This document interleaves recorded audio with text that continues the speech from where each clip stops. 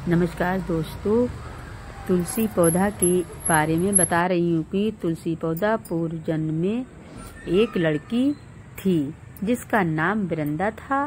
राक्षस कुल में जन्मी ये बेटी बचपन से ही भगवान विष्णु की परम भक्त थी। जब वह बड़ी हुई तो उसका विवाह राक्षस कुल में ही दानव राज जलंधर से हुआ था। राक्षस जलंधर समुद्र से उत्पन्न हुआ था। वृंदा बड़ी ही पतिव्रता स्त्री थी, सदा अपने पति की सेवा किया करती थी। एक बार देवताओं और दानवों में युद्ध हुआ था। जब जलंधर युद्ध में जाने लगे तो वृंदा ने कहा, स्वामी आप युद्ध में जा रहे हैं, आप जब तक युद्ध में रहेंगे मैं पूजा में बैठकर आपकी जीत के लिए अनुष्ठान करती रहूंगी, यानी कि मैं प्रार्थना करती रहूंगी। जब तक आप नहीं लौट आते मैं अपना संकल्प नहीं छोड़ूंगी। जलंधर तो युद्ध में चला गया और वृंदा व्रत का संकल्प लेकर पूजा में बैठ गई। उसके व्रत के प्रभाव से देवता भी जलंधर को न हरा सके। सारे देवता जब हारने लगे तो विष्णु जी के पास पहुंच गए और सभी ने भगवान से प्रार्थना की और विनती करने लगे विष्णु भगवान से। भगवान जी बोले, वृंदा मेरी परम भक्त है, मैं उससे छल कभी भी नहीं कर सकता।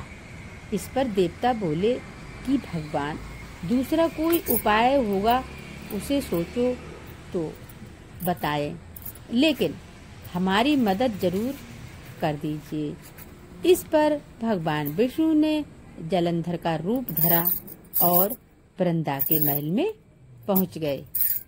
जब वृंदा ने जैसे ही अपने पति को देखा तो तुरंत पूजा में से उठ गई और उनके चरणों को छू लिया।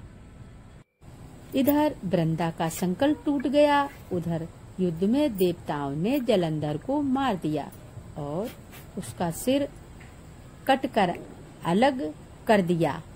जलंधर का कटा हुआ सिर जब महल में आ गिरा तो वृंदा ने आश्चर्य से भगवान की ओर देखा।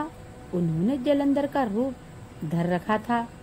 इस पर भगवान विष्णु अपने असली रूप में आ गए पर कुछ बोल ना सके। वृंदा ने गुस्से में आकर भगवान जी को श्राप दे दिया कि वे पत्थर के हो जाएं, काले। इसके चलते भगवान तुरंत पत्थर के हो गए। सभी देवताओं में हाहाकार मच गया। देवताओं की प्रार्थना के बाद वृंदा ने अपना श्राप वापस ले लिया बहुत कहने पर। इसके बाद वे अपने पति का सिर लेकर सती हो गईं।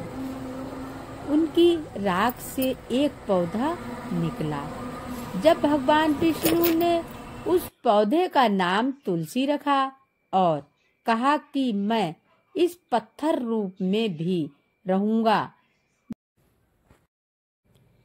जिसे शालिग्राम के नाम से तुलसी जी के साथ ही पूजा जाएगा, दोनों की एक साथ पूजा होगी तभी मैं स्वीकार करूंगा उस पूजा को।